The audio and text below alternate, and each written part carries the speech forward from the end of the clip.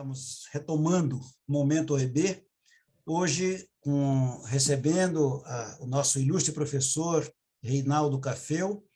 Este momento é muito importante para nós, que é um esforço na busca da revitalização da Ordem dos Economistas do Brasil, uma parceria da FIA, Fundação Instituto de Administração, especialmente o Programa de Capacitação da Empresa em Desenvolvimento, e que nós temos, nesses eventos, com a programação que temos ainda para até o final deste ano, temos trazido excelentes aulas e hoje não será diferente. Eu queria pedir a gentileza o professor Manolo está, nesse momento, entrando num avião na Espanha em direção ao Brasil. Eu queria pedir ao nosso ilustre vice-presidente Wilson Rabai para falar algumas palavras em nome da Ordem dos Economistas, abrindo formalmente o nosso evento. Professor Rabai, por gentileza.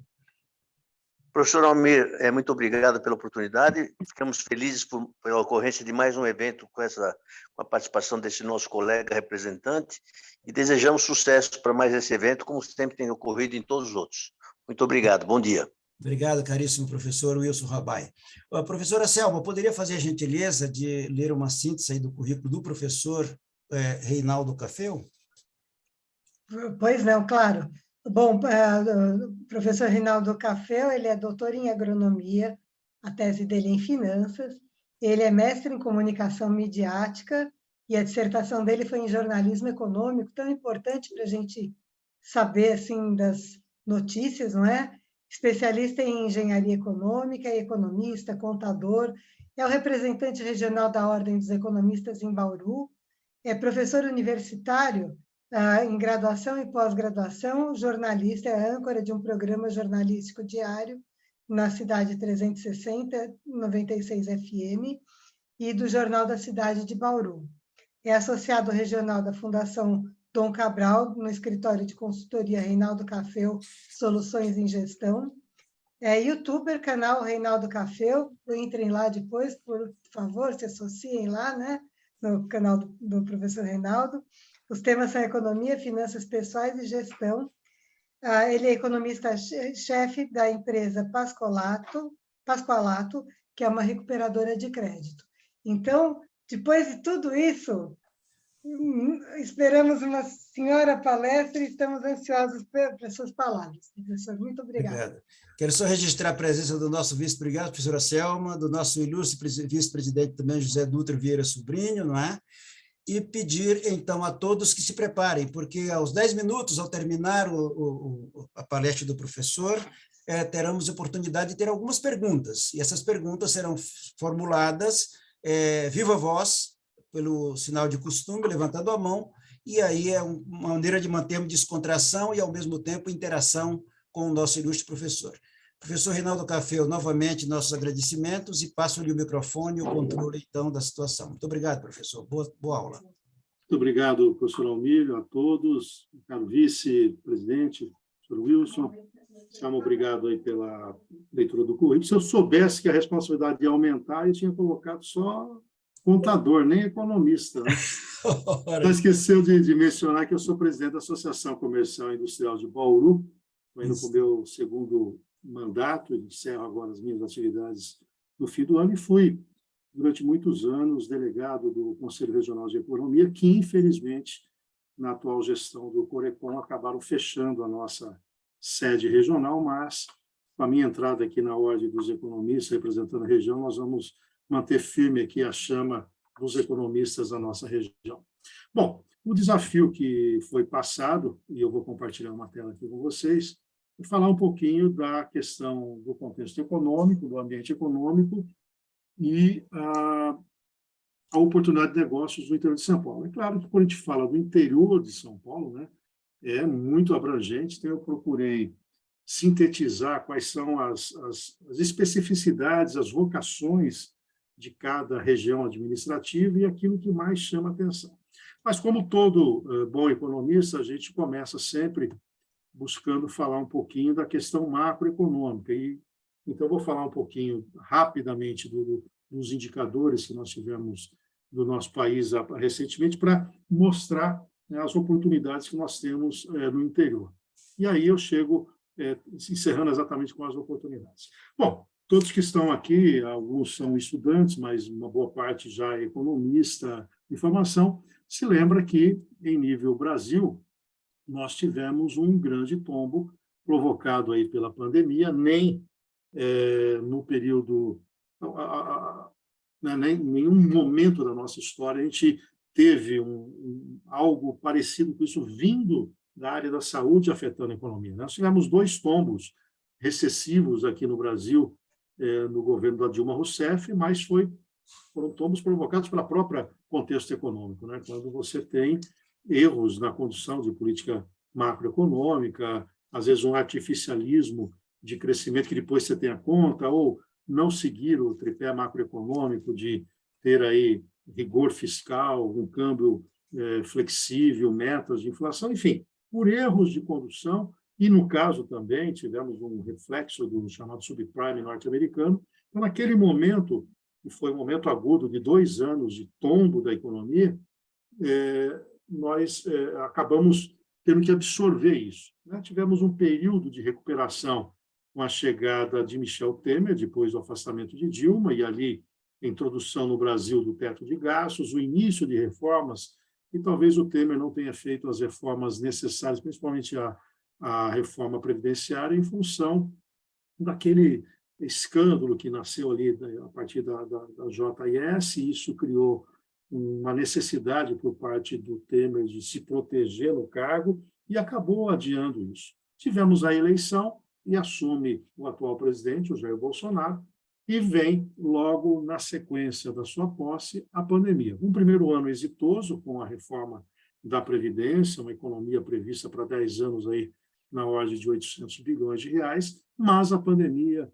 decretada ali como estado emergencial em fevereiro de 2020, bagunçou a economia, não há dúvida disso, né? Ainda tivemos no setor primário em 2020, fechando no campo positivo, facilmente explicável, porque independentemente da paradeira geral, do fique em casa, as pessoas tinham que se alimentar, né? Então, o setor primário foi um setor que foi pouco afetado no ano da pandemia. Mas o setor secundário, quer dizer, puxado pela indústria, e principalmente o setor terciário, que comércio e serviços juntos representam praticamente 70% da geração de riqueza, acabaram abalando a economia.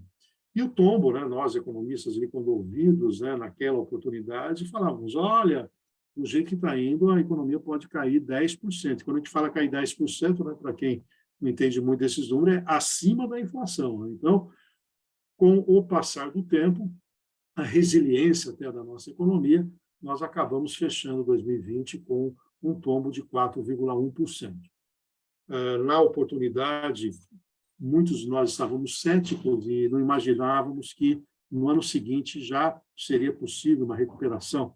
Eu, inclusive, fiz inúmeras palestras sobre o cenário econômico, eu não acreditava da recuperação em V que o Paulo Guedes colocava, eu imaginava uma recuperação econômica mais em U, né, em que nós tínhamos ali uma barriga por um período para ter a recuperação. Mas em 2021, devido a essa resiliência da nossa economia, nós tivemos aí um setor secundário e terciário, juntos aí representando praticamente 92%, 93% do PIB brasileiro, já se recuperando em níveis de 4,5% para o setor secundário e 4,7% para o terciário, e o setor primário deu uma patinada, porque também teve um crescimento, e é natural que depois tenha uma acomodação.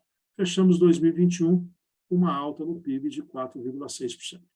Esse lado da oferta. Se a gente analisar este ano, primeiro trimestre, cresce 1% a nossa economia, setor primário ainda no campo negativo, 0,9%, o setor secundário praticamente estável, 0,1%, e o setor terciário, 1%.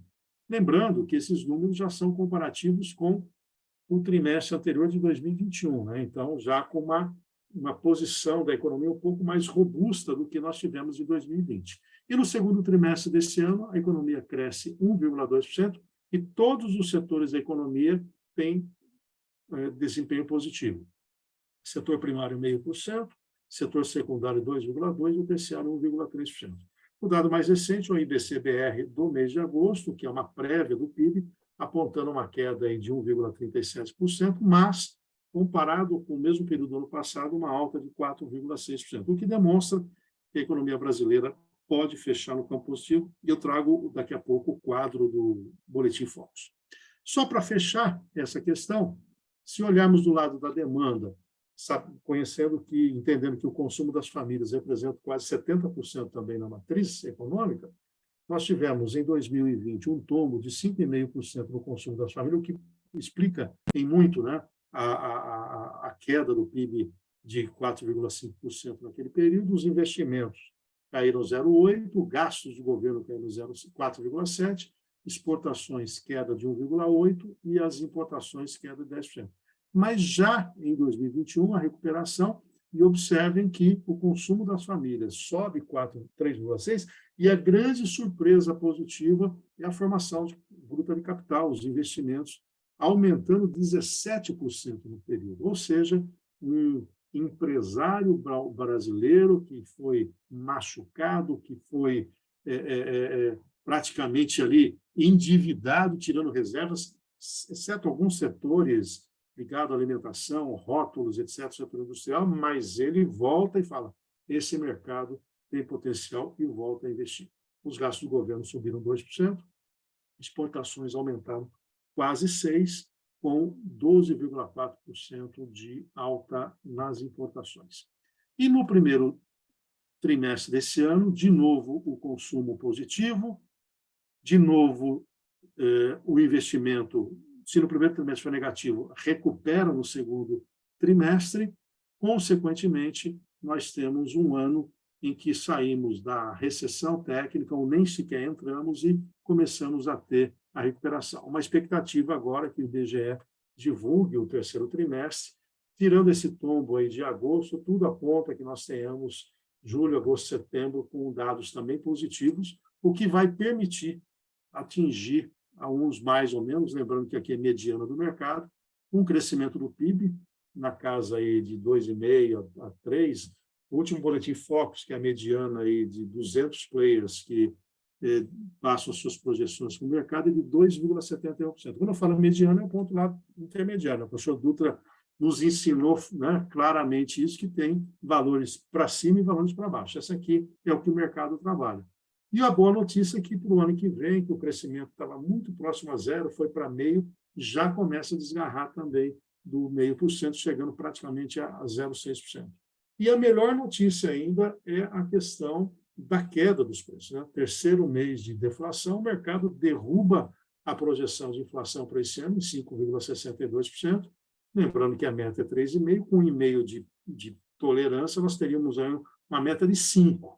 Né? No início do ano, a gente estava projetando mais de 8,5%. Né? Então, realmente, o Brasil, nesse aspecto, começou as ações de política monetária lá atrás, combinada com a política tributária, com a redução de uma série de tributos dos chamados bens essenciais, notadamente o combustível, vem descontaminando o preço. E o que é melhor, chegando agora na cesta básica. Nós temos aí, dependendo da região, quedas que podem chegar a 20%, 25%, mas na média nacional, caindo mais de 10%. E aí que é importante para nós economistas, que é atingir a camada mais pobre da população, né? Porque a classe média, a classe alta, ela substitui, ela tem um jeito dela, ela diminui um pouquinho uma viagem, ela contorna o problema da carestia. Mas o pobre, além de não ter como proteger o seu poder aquisitivo, ele acaba também tendo um achatamento forte de renda, e aí a qualidade da alimentação cai. E quando a qualidade da alimentação cai, nós estamos falando de problemas secundários ligados, inclusive, à saúde, à prevenção de saúde. Então, a queda da inflação ela é muito positiva. Eu diria que, de tudo que vem acontecendo na economia, mais do que o crescimento, mais do que a projeção de ter um dólar mais comportado, está em cima da deflação. Obviamente que nós sabemos que a deflação não será permanente, nem pode ser, mas ela faz com que os preços comecem a ceder, e, a partir disso, nós tenhamos a perspectiva desta melhoria na condição da população mais pobre. Só para fechar aqui o Boletim Focus, 13,75 de juros na virada desse ano. Nós temos 2 reuniões ainda do Copom até o fim do ano. Falava-se num residual de 0,25, mas dá a impressão que com esses índices de inflação talvez não seja necessário. E o que é melhor, o dólar, que depois desgarrou do 4, passou para 5, ele vem oscilando hoje 5,30, 5,32, muito mais voltado pelas questões de política monetária do exterior do que efetivamente aqui. Nós vamos acompanhar aqui durante essa semana, certamente, movimentos do dólar em função da super quarta-feira da semana que vem, em que nós temos as decisões de política monetária tanto no Brasil como nos Estados Unidos. Como a inflação americana está batendo 8,2% na anualizada em setembro, é evidente que as apostas de 0,75 ponto percentual da alta dos juros, ela é factível, e quando o diferencial de juros é favorável ao exterior, e especificamente aos Estados Unidos, pode ter uma mexida na cotação do câmbio, pelo menos a precificação virá. E não podemos também descartar que nós vamos estar na última semana antes das eleições. Consequentemente, os agentes econômicos tendem a ter um comportamento mais cauteloso até que as urnas efetivamente tragam os números, você tem um cenário, aí depois há uma divulgação de quem vai comandar a economia e tudo mais. Então, tudo isso, de certa maneira, mexe com o câmbio, mas o mercado entende que vai oscilar em torno de R$ 5,20, que é a aposta que nós temos, né? Eu, semanalmente, faço aí um trabalho para Treviso, câmbio, e a gente vem analisando muito fortemente essas variáveis que impactam o câmbio, e há um certo consenso mesmo, que salvo qualquer coisa assim muito atípica no contexto mundial, passando as eleições, o dólar se acomode em torno dos R$ 5,20, que vai ser a tônica também para o ano que vem, na virada do ano. Bom, esse é o contexto, vamos dizer, macroeconômico, e por que eu trouxe ele para falar um pouco do investimento? Porque existe, do ponto de vista conjuntural, um risco que a gente chama de risco sistêmico, né?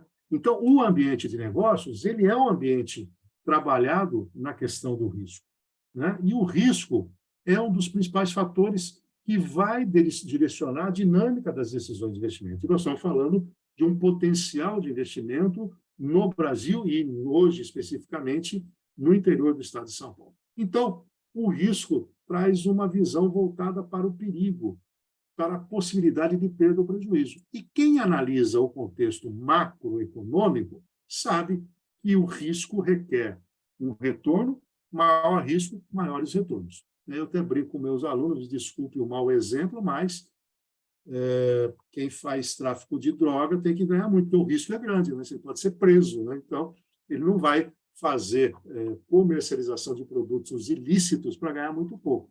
E o que nós precisamos para que os investimentos canalizem, não só para o interior de São Paulo, para nível Brasil, é mitigar esse risco. Para quê? Para que o retorno, a exigência de retorno não seja tão grande. O ambiente macroeconômico, e aí eu reforço porque eu trouxe ele no início, ele tem um risco sistemático, que é o risco que todos nós enfrentamos, que é o risco da inflação desgarrar, é a necessidade de aumentar a taxa de juros, é o risco do dólar ficar descalibrado, é o risco de termos recessão, que é um fator presente hoje no contexto mundial, dada a necessidade de implementação de uma política monetária mais rigorosa. Isso inibe crescimento econômico, inibindo o crescimento econômico, o mercado não flui naturalmente. Então, quando eu olho o risco sistêmico e o risco não sistêmico, né, e aqui eu estou mostrando um risco não sistêmico, que é o seu negócio, comparado com o risco sistêmico, que é o mercado como um todo, a pergunta é, você está mais exposto ou menos exposto?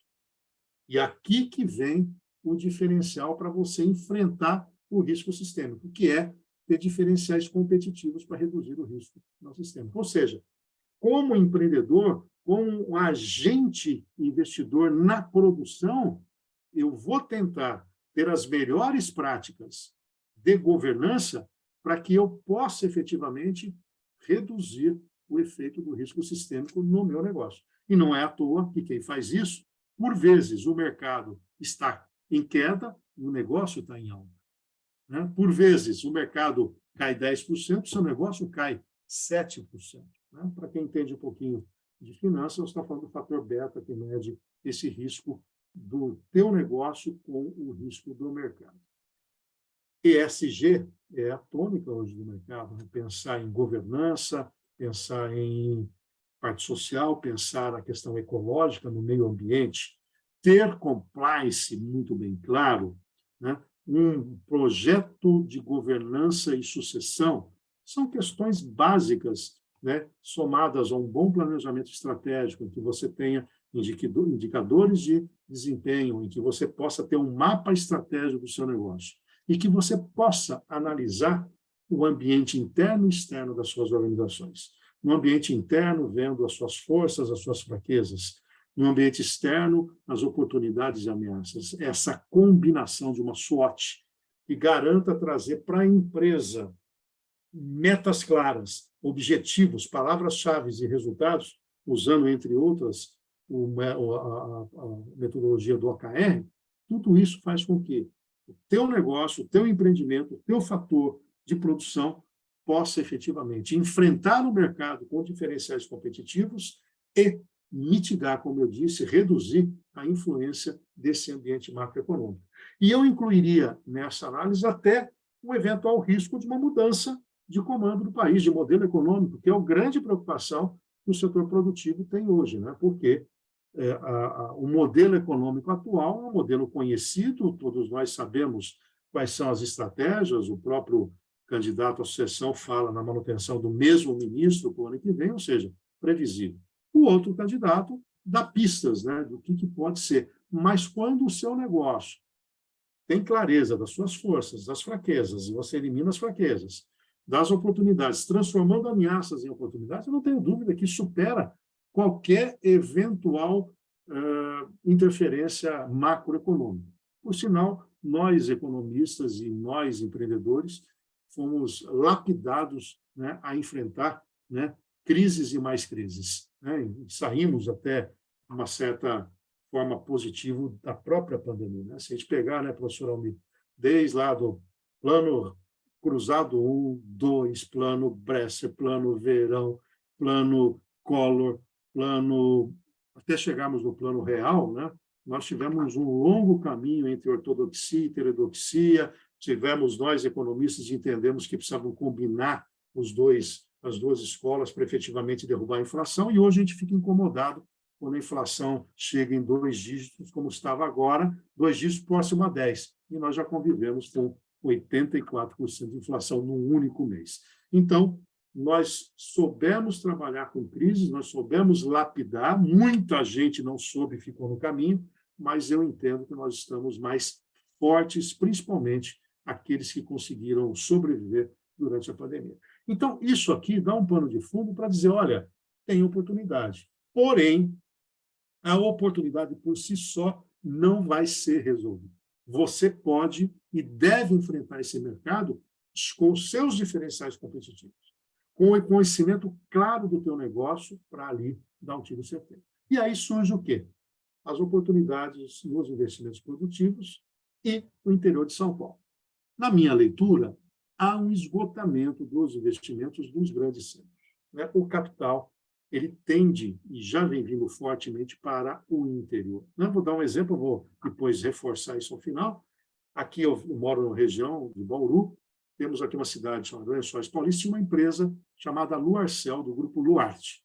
A Bracel, que é uma empresa coreana e chinesa, vem para cá e aporta de cara 5 bilhões de reais. 5 bi, com B de bola, para uma cidade de Lençóis que é mais ou menos 1/3 da cidade de Bauru, até um pouco menos. E mexe com todo o mercado aqui na área de celulose, em que ele faz investimentos na planta, começa a comprar terras no entorno, mexe com o mercado imobiliário, porque os profissionais vieram para cá, as empreiteiras. Então, é esta pegada que esse capital tem, inclusive o capital estrangeiro. E vamos ver os dados regionais da economia. O estado de São Paulo, como um todo, tem uma população total acima de 45 milhões de habitantes. A maior parte mulher, quase 52%, com 48% homens. E uma característica do nosso estado, grau de urbanização de 96%. Bauru, por exemplo, 98%. Um PIB na ordem de 2,5 trilhões, praticamente, um pouco mais de 1/4 do PIB brasileiro. Com PIB per capita de R$ 52 mil por ano, com exportações de 57 bilhões, importações de 67 bi, com 13 milhões e 200 mil empregados formais e um salário médio de 3.612, fonte SEAD. Então, esse é o Estado. As regiões administrativas, né, o Estado é dividido em regiões, tem esta configuração. Campinas cresceu, no segundo trimestre desse ano, 2,3%, o PIB de Campinas. E olha só, lá em Campinas, nós temos um setor primário, estou falando da agropecuária, que é importante para aqueles que não estudam tanto esse campo, não têm um conhecimento, não é o agronegócios. O agronegócios, ele permeia o setor primário, secundário e terciário. Estou falando do setor primário, que é a agropecuária. Então, Campinas, 17,7% do seu território em produção vem do setor primário, 14,5% vem do setor secundário, e o setor terciário, comércio e serviços, é a predominância do Estado de São Paulo. A gente vai olhar que vai oscilar entre 50% e 70% aproximadamente. São José do Rio Preto é uma região muito próspera, cresceu um pouco menos do que a média estadual, 0,7%, mas é uma cidade sem dúvida alguma, de enormes oportunidades. Eu frequento lá Rio Preto desde a década de 1980, final dos anos 80. A Monique certamente não era nascida nessa época, mas ela representava cerca de 70% de Bauru. E ela, numa forte investimento na região, com uma classe política muito atuante, ela supera hoje 50% de Bauru. Então, é uma porta de entrada forte de recursos. Lá, o setor primário, 10%, o setor, lembrando que eu estou falando de regiões administrativas, né? Então você tem ali no seu entorno. 9,7% do setor secundário e 80% do setor terciário. São José dos Campos, nós temos aí, né, a Embraer, entre outros, 1% de crescimento, 12,8% a participação do setor primário, 37% praticamente do setor secundário, explicado, né? E 50% comércio e serviços. Observe Sorocaba. Sorocaba é uma coisa importante. Nós tivemos um evento nos inícios dos anos 2000, em São Paulo, no Mexud, e Sorocaba foi o case, né? Eu fui falar de Bauru, da região de cá, e teve um colega economista da delegacia de Sorocaba, falou, Sorocaba, o que ele fez? Ele fez um planejamento de longo prazo.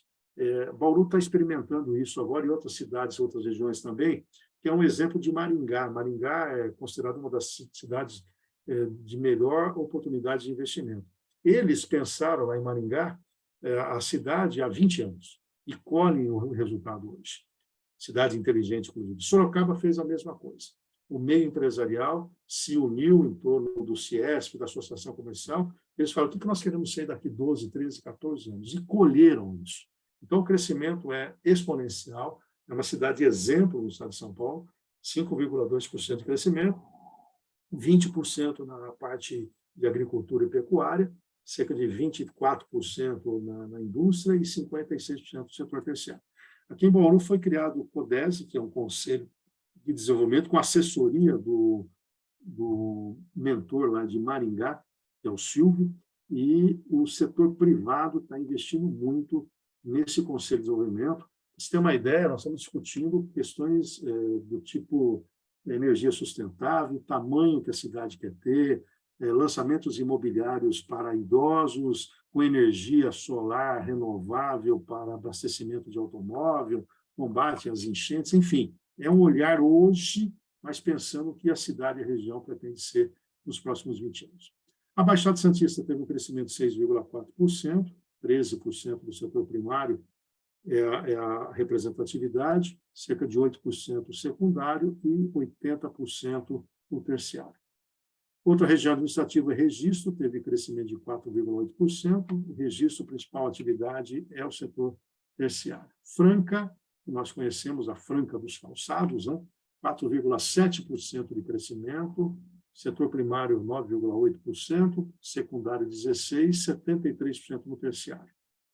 Região de Barretos também importante polo de desenvolvimento, um crescimento de 1,5% no segundo trimestre desse ano, 8,6% a participação do setor primário, 20% secundário e 66% terciário.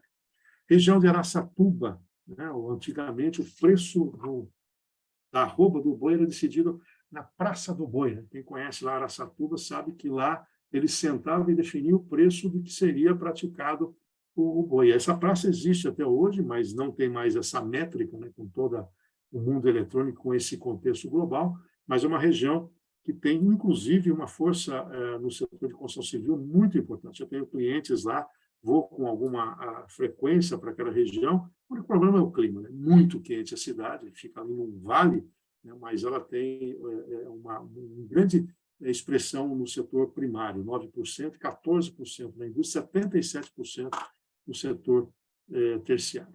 Ribeirão Preto, considerada a Califórnia brasileira, né, é uma região que eu avalio que tem, de alguma maneira, agora enfrentado também um certo esgotamento de investimento. Eu fiz um trabalho recente para Pascoaloto, né, que eu sou economista-chefe, ela acabou instalando uma base lá, mas Ribeirão Preto já começa a ter um pouco de deseconomia. Em função do crescimento que ela tem pela representatividade regional, ela já tem uma mão de obra mais exigente, essa mão de obra mais barata já não existe lá, então ela enfrenta um pouco a deseconomia, o que não é realidade ainda em Bauru, Lençóis, Araraquara, Araçatuba, Lins, Botucatu, essas cidades, vamos dizer, do Aquém Tietê, ainda tem muitas oportunidades, porque você encontra uma mão de obra qualificada e com remuneração ainda abaixo da média, o que é importante para o início de atividades de qualquer negócio. Mas Ribeirão Preto tem ali 10% da força de geração de riqueza no setor primário, 10% no secundário e quase 80% no terciário.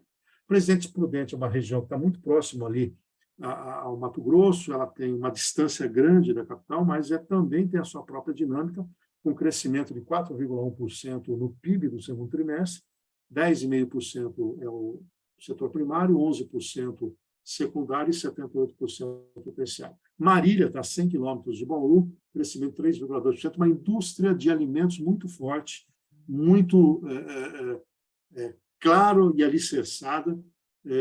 É uma cidade jovem também, conhecida como cidade menina, e tem ali no setor terciário sua força de 76%, mas uma indústria, vamos dizer, muito concentrada no setor de alimentos. E Bauru teve um crescimento de 3%, 9,5% a participação no setor primário. Nós dependemos muito aqui em Bauru da região, da cana-de-açúcar, da celulose, do eucalipto aqui da região.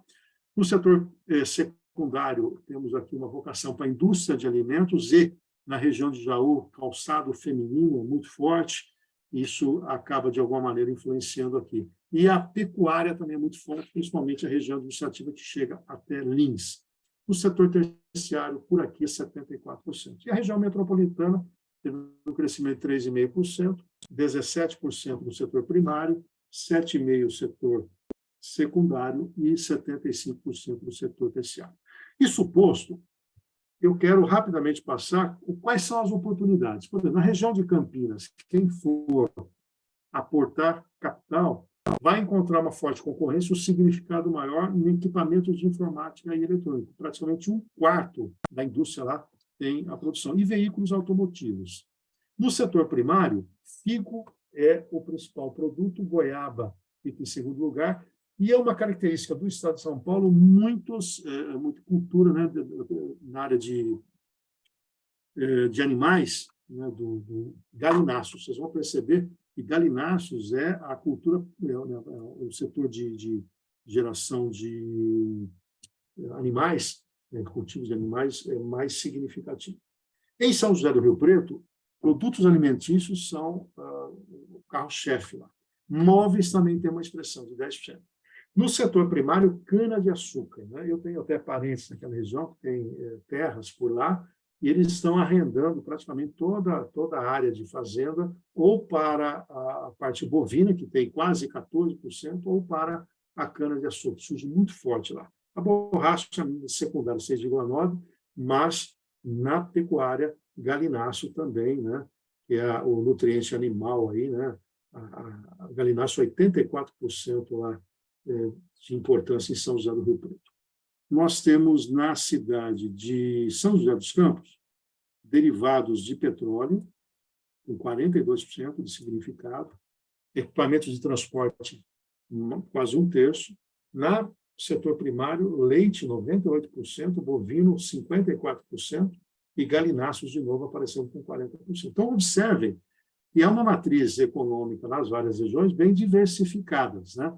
Somente quando você vai para a pecuária que você tem um pouquinho mais de semelhança entre eles, mas do ponto de vista industrial, você tem oportunidades nas várias regiões. Por exemplo, Sorocaba, veículos automotivos, 25%, né, tem uma base grande ali da Toyota, naquela região, máquinas e equipamentos, 16%. A hora que eu vou para o setor primário, já entra a laranja, 59% é o significado daquilo que se produz na região, milho 7,7%. E olha só, galináceos aparecendo de novo, 88% do que se produz no setor de pecuária fica concentrado no galináceos, e o bovino, 8,6%. Avançando nas regiões administrativas, Santos, produção de alimentos, 46%, produtos químicos, 39%, não tem expressão no setor primário. Região administrativa de registro, produção de alimentos, é o carro-chefe, produtos químicos, aparece bem. Olha só, surgindo aqui uma outra cultura, a banana, mas mantém a pecuária, o galináceos como carro-chefe. Região administrativa de Itapeva, metalurgia é o principal, minerais não metálicos é o segundo, e aqui surge a soja, com 37% da produção agrícola de lá, com milho com 20%. Galináceos aparecendo, mas já com uma expressão maior dos bovinos, com 22%. Região de Franca, nem poderia ser diferente, né? Couros e artefatos, olha, 71% da indústria da Franca está ligada a couros e artefatos, a produtos químicos, 8%. E aí, outra cultura que segue lá, café com quase 80%, cana com 9%, e lá, diferentemente de outras regiões, o bovino é o forte, com 86% da participação. Suíno já surge aqui com 9%. Chegando em outras regiões, nós temos aqui Barretos, produção de alimentos, 61%, couros e artefatos também, muito forte em Barretos, né? Tem lá o evento anual, né, da Expo de Barretos, que é sempre muito atrativa, né? E está aqui quase 30% de couros e artefatos. Em termos de cultura, cana, 69%, laranja, 17%, e olha só, galináceos e bovinos também preponderantes. Araçatuba, produção de alimentos e máquinas e aparelhos eletrônicos. E olha só, cana-de-açúcar e soja, carro-chefe, e, como eu disse lá, uma grande expressão dos bovinos, né? 45%, mais galináceos surgem forte também naquela região. Ribeirão Preto, produtos alimentícios, 58% da indústria, derivado de petróleo, 17%, e olha ao significado na região da cana-de-açúcar. 90% do setor primário vem da cana-de-açúcar. Depois surge ali amendoim com 4,5%. Galináceos e bovinos, predominância de galináceos. Presidente Prudente, produção de alimentos. Observe que a produção de alimentos é meio que a tônica, né, nessas várias regiões. Couros e artefatos surge também em Prudente. Cana-de-açúcar, de novo, aí quase 80% do setor primário. Batata doce surge também muito forte em Prudente, com 10%. Bovino, 76%, e galináceos, 16%. Finalizando aqui as regiões administrativas, Marília. Produção de alimentos, como eu disse. Bebida surge forte, lá também tem a Spaipa, que está lá, que faz engarrafamento de Coca-Cola, cervejas, etc. Ovos de galinha, aí está pegando ali a região de Bastos, que é muito importante. Amendoim, galináceos e bovino. E Bauru, com a produção de alimentos aqui, ela é muito forte, nós temos várias indústrias aqui nessa área. Celulose começa a ter uma expressão grande, porque nós temos aqui a chegada forte da Bracel aqui na região. Máquinas e equipamentos também, nós somos fortes aqui nesse segmento. Em termos de cultura, a laranja é predominante numa região e a cana-de-açúcar em outra região. E em termos de pecuária, o galináceos prevalece, mas bovino tem também uma expressão. Em São Paulo, máquinas e equipamentos é mais diluído, né? Essa região metropolitana. Materiais elétricos, banana surge, cana, suíno e bovino. Portanto, nós temos aí diferenciais competitivos, como eu falei, como eu coloquei no início, o esgotamento das grandes centros, né, com o capital entrando muito forte, e depois ele começa a ter esse esgotamento. E, dependendo da região, uma força de sindicato muito pesada, conquistas importantes para os trabalhadores, mas vai crescendo o nível de reciprocidade e surge o que eu falei há pouco da deseconomia. À medida que você começa a ter deseconomia, é à medida que a empresa vai perdendo competitividade. E aí ela começa a fazer vistas para outros centros. Mas, peraí, vou pegar o caso da recuperação de crédito. Bauru é um dos maiores centros de recuperação de crédito do Brasil. Nós temos aqui a Pascoaloto, que emprega hoje 17 mil profissionais, uma planta que ele tem em Bauru, Lençóis, outra em Marília e agora em Ribeirão Preto. Nós temos aqui a Consilig, que é ligado a um grupo Mandalite, 4.800 funcionários de recuperação de crédito e telemarketing. Nós temos a H-Posta, mais ou menos 3.000 funcionários. Quer dizer o seguinte, uma empresa em São Paulo, uma CPFL, um banco, uma bandeira de cartão de crédito, procura o interior porque sabe que a mão de obra que tem uma qualificação, mas o custo de contratação é menor. Né? Própria movimentação de contratos jurídicos. As empresas ganham um grande contingente aí em São Paulo, em cima, por exemplo, de uma CPFL, na parte jurídica, e terceirizam para a região do nosso entorno. Por quê? Aí, em São Paulo, para acompanhar um processo, o custo unitário é muito alto. No interior, dada a logística e tudo mais, o custo é menor. Então, quando você combina esse potencial de consumo que eu trouxe para vocês com uma mão de obra menor, ainda sem implementação da deseconomia, o meio empresarial, o investimento produtivo começa a ver a região de outra maneira. Então, nível de escolaridade. Universidade, o professor Dutra conhece, frequentemente ele está aqui no Toledo fazendo palestras e ministrando aulas. Hoje temos aqui referências como cursos de medicina, tanto em Bauru como em Jaú e Marília. Nós temos muito forte o setor público da Unesp, USP, muito forte nas regiões. Por exemplo, na região de Araçatuba, ali, Três Lagoas, que é no Mato Grosso, mas pega um pouquinho de influência, tem orçamento da universidade superior da própria cidade. Você vai aqui para São Carlos, Universidade Federal, para Araraquara, que é uma referência também nisso, as universidades como centro pensante, como forjador de mão de obra e com o seu orçamento expressivo, são grandes molas de propulsão do crescimento. E essa mão de obra forjada, qualificada, ela tem um nível de custo um pouco menor. Há ainda não mais uma guerra fiscal, mas incentivos para a instalação dos nossos parques industriais. Há muita terra disponível nos distritos industriais e cada vez mais os distritos industriais estão recebendo infraestrutura para que efetivamente o empresário possa instalar suas empresas e pensar só na sua planta física, naquilo que é o seu próprio negócio. E com concessões que podem chegar a 10 anos, depois de 10 anos a empresa tem a possibilidade de ter a posse.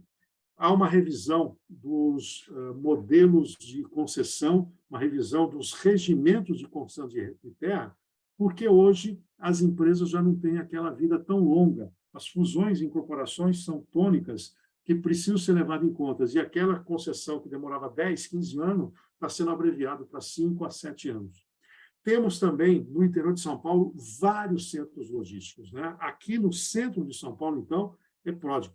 Bauru tem o maior entroncamento rodoferroviário do país. Nós temos aqui ferrovias que cortam e saem para todas as regiões.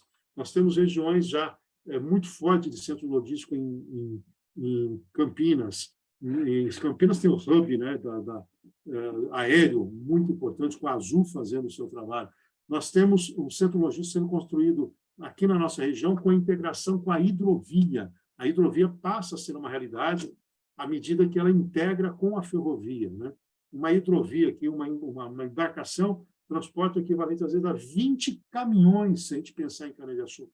Temos alguns gargalos. Por exemplo, na seca, fica difícil você fazer o trajeto unindo aqui o Tietê com o Paraná. Por sinal, aqui no interior nós temos a felicidade do Tietê ser despoluído. A gente pesca aqui no Rio Tietê, diferentemente do que acontece em São Paulo. Mas a integração entre ferrovia, hidrovia, rodovia e aerovia passa a ser uma realidade.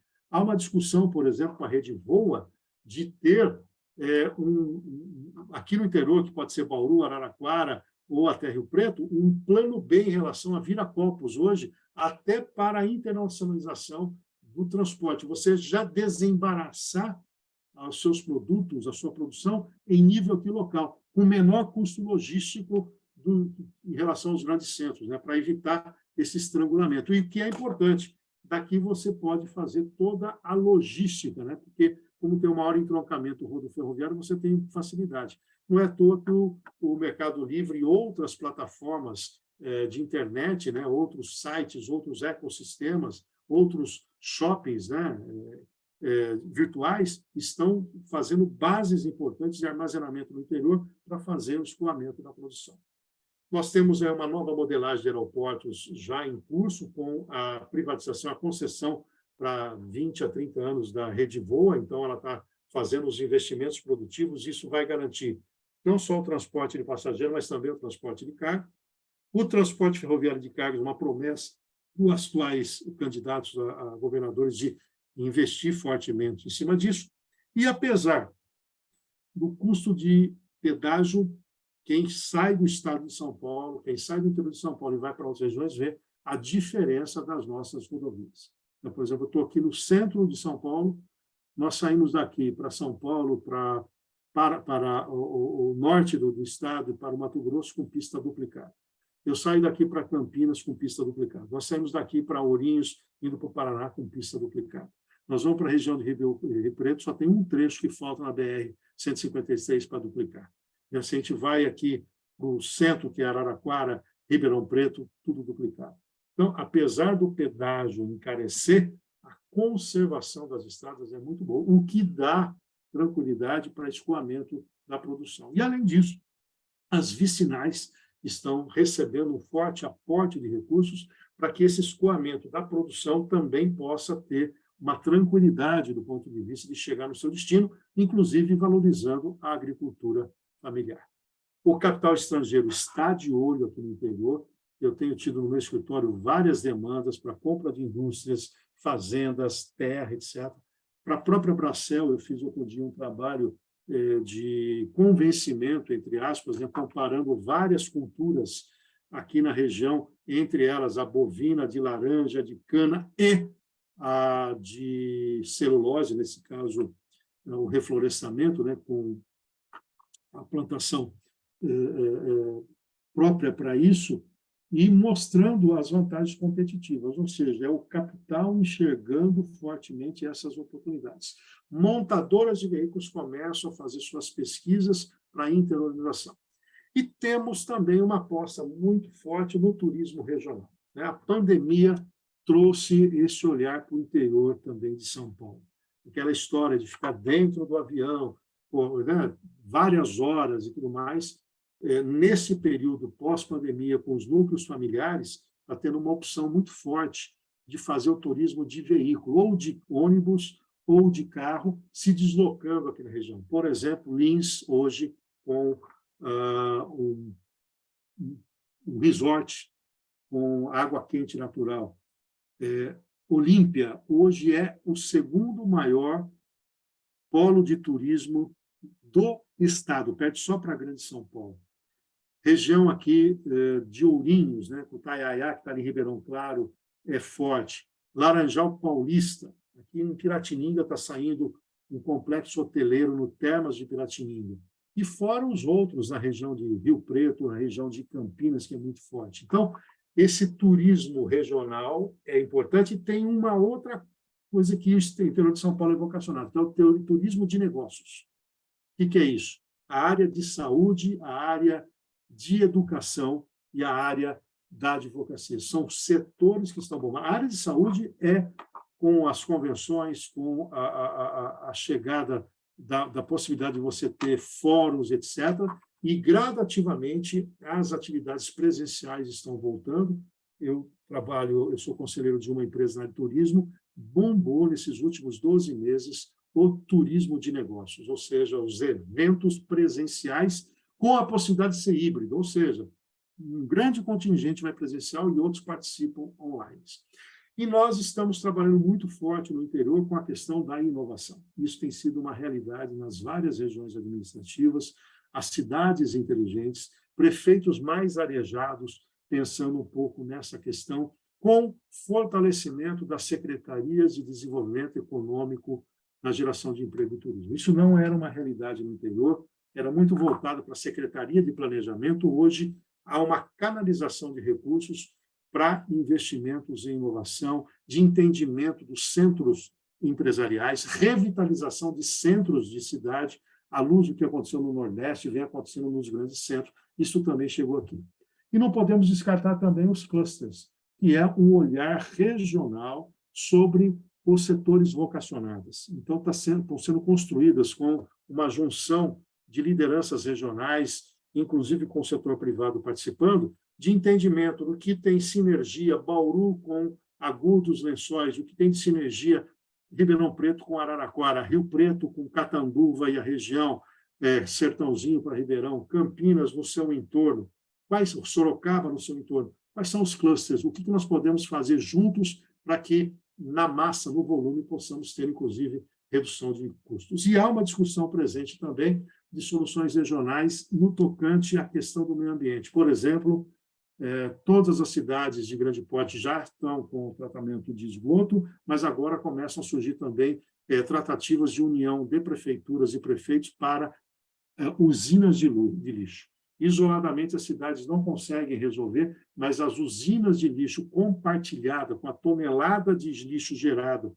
pelas regiões e pelas cidades em toda a região, começa também a surgir. Ou seja, nós temos aqui um grande diferencial no interior de São Paulo, somado a tudo isso, que é a qualidade de vida.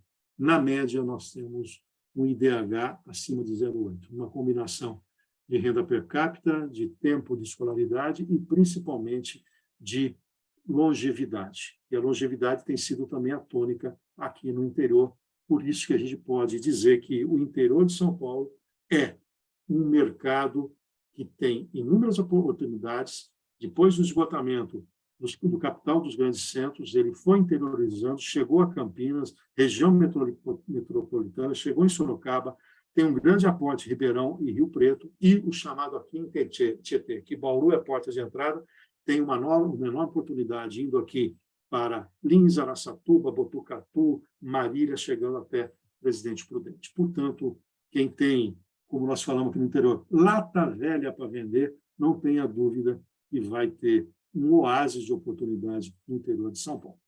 Agora eu fico à disposição para a gente trocar aí um pouco de experiências. Muito obrigado aí pela paciência em me ouvir.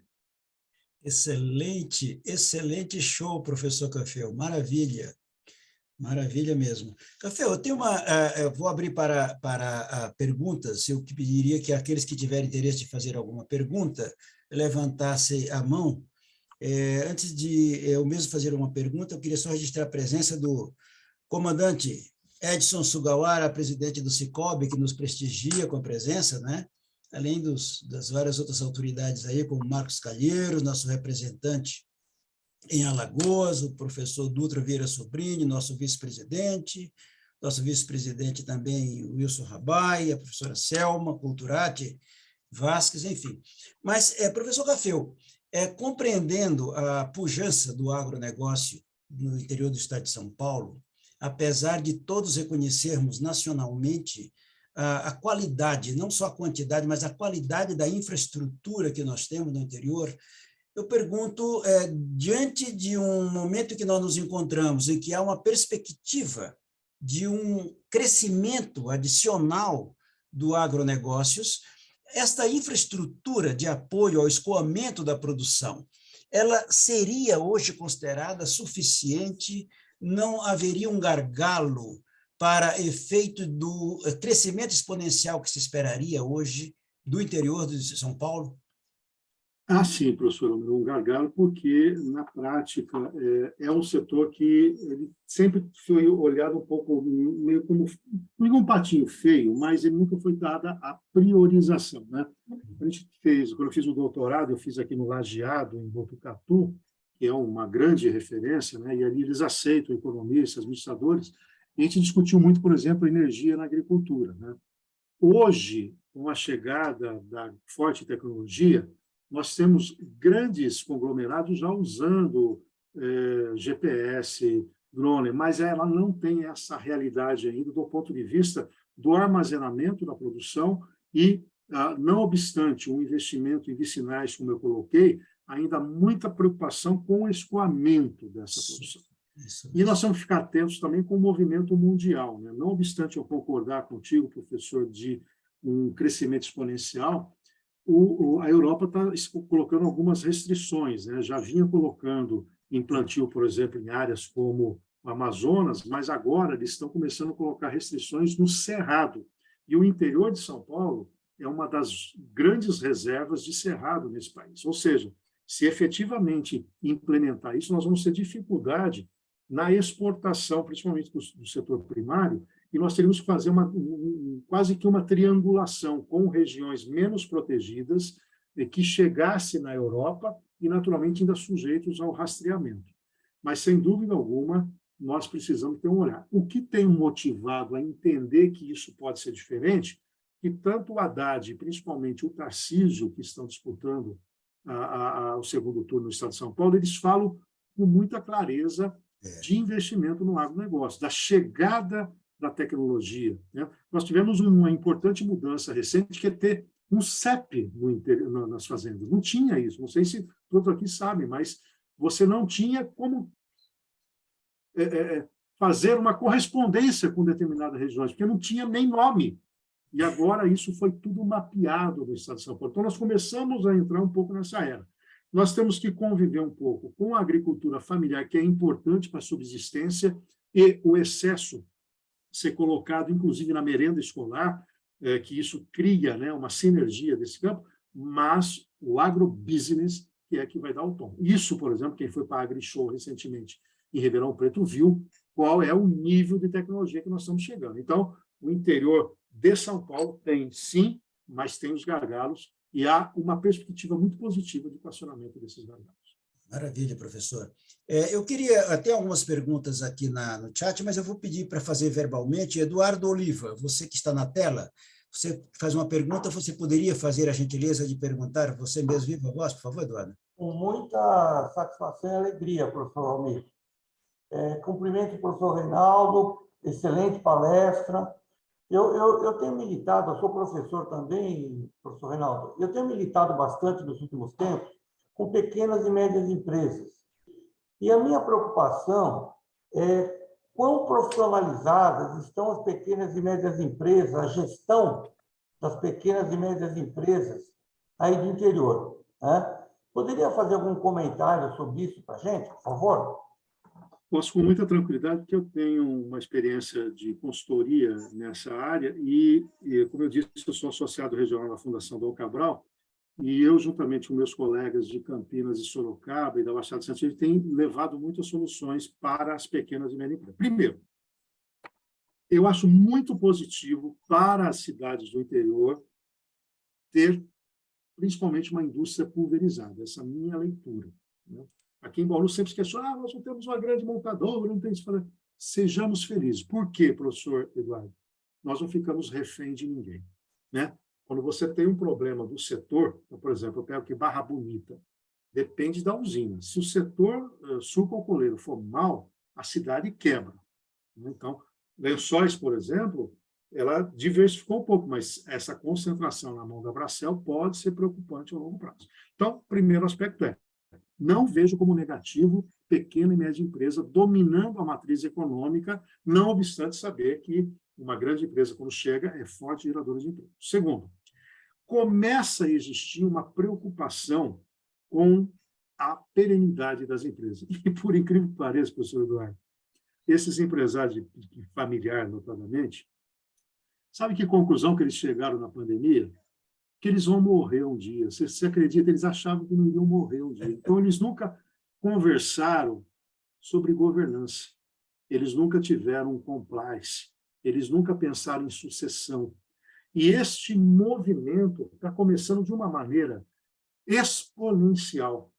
Nunca vi tantos empresários, ao mesmo tempo, preocupados com o futuro do negócio, de ter uma governança corporativa que permita, eventualmente, vender, e aí uma preocupação com uma matriz contábil dentro de um compliance, uma preocupação com o compliance, uma preocupação em ter o sucessor, regras de ingresso de sucessor e tudo mais. Então, esse nível de profissionalização começa a ser uma tônica. E foi potencializado pela pandemia, exatamente porque se sentiram fragilizados. Mas há um longo caminho, a mentalidade interiorana ainda é: eu tudo posso, quem é você para falar comigo? Se eu tive sucesso até agora, quem é você para dizer que eu preciso fazer? E a gente usa aquela frase tradicional: o sucesso no passado não garante sucesso no futuro. Então, qualquer um que vier e fizer um pouco melhor que você pode conquistar o seu mercado. Começa a existir menos resistência, mas é um longo caminho aí, e aí é uma grande oportunidade para quem tem consultoria, quem trabalha nesse segmento, porque essas empresas estão carentes dessa questão. Mas, insisto, há um movimento em curso, inclusive na própria associação comercial que eu sou presidente, a gente faz muita capacitação em torno disso. Estamos estimulando muito parcerias para exatamente pensar nessa profissionalização das pequenas e médias empresas. Maravilha. Considerando o avançado da hora, vamos pedir só ao professor Dutra, professor José Dutra Vieira Sobrinho, então, que faça a sua pergunta, para que nós consigamos partir para o encerramento. Vamos lá, professor Dutra, seu microfone está fechado. Ok. Homem, antes de mais nada, meu amigo Cafeu, parabéns. Você é um dos meus economistas preferidos, você sabe disso. Tudo aquilo que você colocou sobre São Paulo e cada uma das regiões eu achei excepcional. Eu tenho só uma crítica, não exatamente às suas projeções, mas a projeção que é feita mais pelo governo, especialmente pelo Banco Central. Eu discordo muito dessa projeção de uma taxa Selic de 13,75 para o final deste ano, né? E contra uma inflação de 6 pontos qualquer coisa. Eu acho isso um exagero. O Banco Central, na próxima reunião, eu entendo que tem obrigação de reduzir a taxa Selic, mantidas as atuais condições. E outra coisa, a previsão de uma taxa Selic para o ano que vem, acima de 11%, com uma inflação em torno de 6%, implica tudo isso numa taxa real extremamente elevada. Taxa real de 7,7% para dezembro e mais de 6%, ou em torno de 6% para o ano que vem. Eu acho que o Banco Central tem que repensar nisso e eu quero te ouvir sobre isso. Olha, Dutra, eu também compartilho que eu entendo que esse diferencial de juros no Brasil já não precisa ser tão forte como foi no passado, que é a taxa de juros real. Mas também, pensando no ambiente de incertezas que a eleição tem trazido, e parece que a postura do Banco Central brasileiro é uma postura extremamente conservadora, que pode ser positiva para esse momento. Como a gente sabe que ele trabalha com metas de inflação e, portanto, ele faz o alvo, ele olha para o futuro e não olha para o passado, então ele, na minha concepção, para mexer na política monetária e deixar um pouco mais frouxa daqui para frente, ele vai para H para V. Nós sabemos que o efeito de deflação ela é de curta duração. Até para quem estuda economia sabe que deflação vai desestimular, né, o setor produtivo. Ela pode se instalar por um período, mas ela não pode descontaminando o preço, descontaminar o ponto que o empresário fala: poxa, aí, está tão em queda que eu não quero mais produzir nada. Então, eu avalio que nessa próxima reunião do Copom, que é na próxima quarta-feira, deve ser mantido os 13,75. Vamos esperar acabar as eleições. Que modelo econômico é esse aí? É o mesmo que está hoje aqui? É essa previsibilidade, com possibilidade de privatizações, com um Estado menos intervencionista, mais regulador? Ok, as metas de inflação estão corretas e nós vamos trabalhar em cima disso.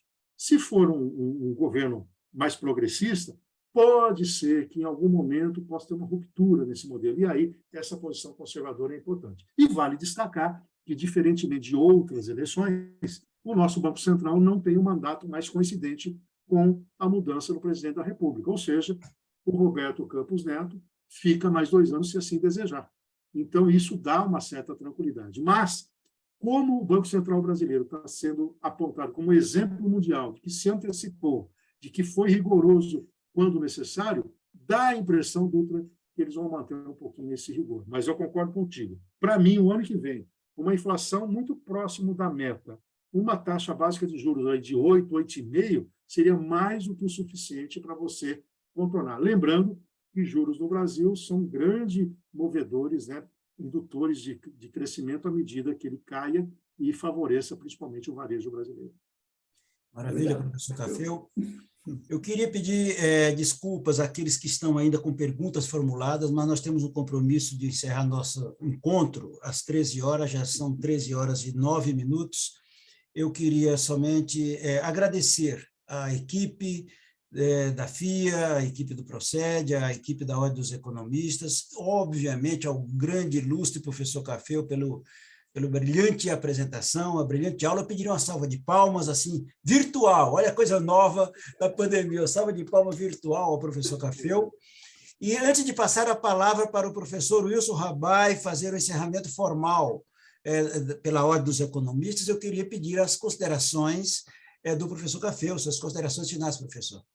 Bom, primeiro, dizer que é uma honra, inclusive, meu caro Dutra, que foi intermediário para me chamar para ser aqui o representante regional. Estamos com projetos em andamento e querendo fortalecer cada vez mais a nossa categoria, não pelo corporativismo, mas porque todos nós temos uma responsabilidade muito importante em devolver para a sociedade parte do conhecimento, descomplicando a economia, sendo críticos em modelos econômicos que levem esse país ao atraso. Então, é uma honra ser representante aqui na nossa região. E uma honra tão igual de ter o meu nome sido colocado à disposição para esse momento, diante de tão brilhantes economistas, a gente conseguir ter um diálogo como esse e poder verbalizar um pouco o que nós pensamos sobre esse ambiente econômico e as oportunidades. E ao professor Almir, parabéns pela condução e pela maneira sempre muito cordial que trata todos nós. Isso nos enche de orgulho ter alguém da sua qualificação e da sua lapidez. Muito obrigado, professor. E a todos da retaguarda que deram aí todo o respaldo para que a gente pudesse fazer essa apresentação. Maravilha, professor Caffel. Muitíssimo obrigado. Professor Wilson Rabai, para o seu encerramento formal do nosso encontro. Professor Almir, mais uma vez, cumprimentá-lo pela escolha desse palestrante. O Caffel foi excepcional. Ele resumiu numa pessoa só um grupo de profissionais que fizeram planos regionais de desenvolvimento na época da interiorização do desenvolvimento, na CEPLAN, e a gente percebeu que tínhamos demógrafos, geógrafos, engenheiros, economistas, claro, para fazer o plano, e ele conseguiu traduzir numa figura só todo esse esforço que foi feito para cada uma das regiões, dando uma verdadeira aula de quais as oportunidades de investimento que nós temos para o interior do Estado. Então, cumprimentá-lo também, e dar, enfim, cumprimentar em nome da Ordem dos Economistas todos os que participaram desse evento. Obrigado. E queremos, então, agradecer a todos. Excelente encontro e, mais uma vez, muito obrigado, pessoal. Muito obrigado. Daqui a 15 dias teremos OEB, Big Data by OEB, que seria uma base de dados que os nossos colegas também da Ordem dos Economistas preparou para facilitar decisões, análise e acompanhamento da conjuntura econômica. Não percam que daqui a 15 dias teremos uma excelente aula também. Professor Caffel, muito obrigado a todos pela presença. Um abração, queridos. Obrigado.